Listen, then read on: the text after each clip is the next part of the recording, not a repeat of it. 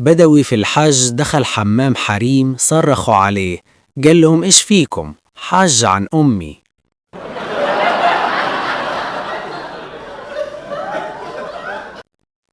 رجل اشتغل في الصين سواق تاكس، كل ما أحد يأشر له يقول له وبعدين معك أنا توني موصلك. محشش صدم اثنين، الأول مات والثاني خانق، قال له المحشش شوف خويك مات ما قال شي. غبي حب يشرب لبن، ذهب للثلاجة وجد أن تاريخ إنتاج اللبن منتهي، غير التاريخ وشربه. طلبت من جوزها 4000 جنيه تعمل عملية ربط معدة، اداها 30 جنيها وقال لها هاتي قفل للمطبخ.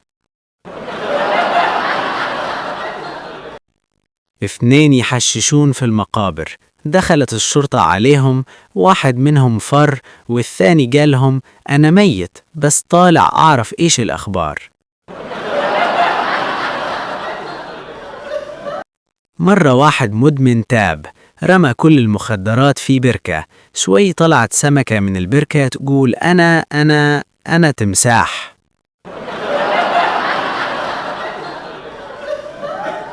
فيه واحدة قرأت جواز رجلها، لقت المهنة رجل أعمال، قامت مسحتها وكتبت رجل نورة.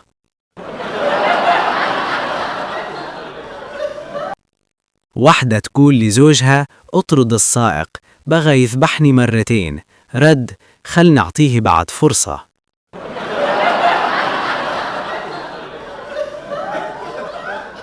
واحد بخيل اشترى 3 برتقالات، قطع الأولى لقاها فاسدة رماها، قطع الثانية لقاها فاسدة رماها، قام طفى النور وقطع الثالثة وأكلها.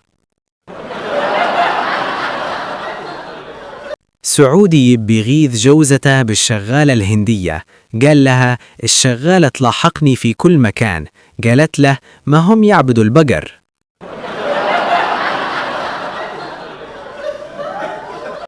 واحد بدوي بيغير على زوجته، ركب تاكسي وتركها تجلس جوار السائق حتى لا ينظر يشوفها بالمرآة. مسطول يسوق سيارته الجديدة، فتح الراديو، سمع المذيع يقول هنا لندن، قال يا الله هذه السيارة سريعة.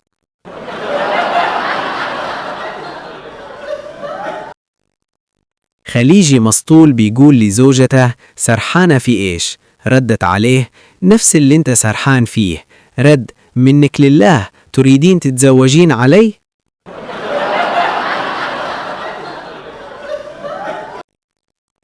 خليجية نائمة وتحلم أن يوجد شخص يجري وراءها، سألته شو بدك مني؟ رد ما أعرف، أنت اللي تحلمين.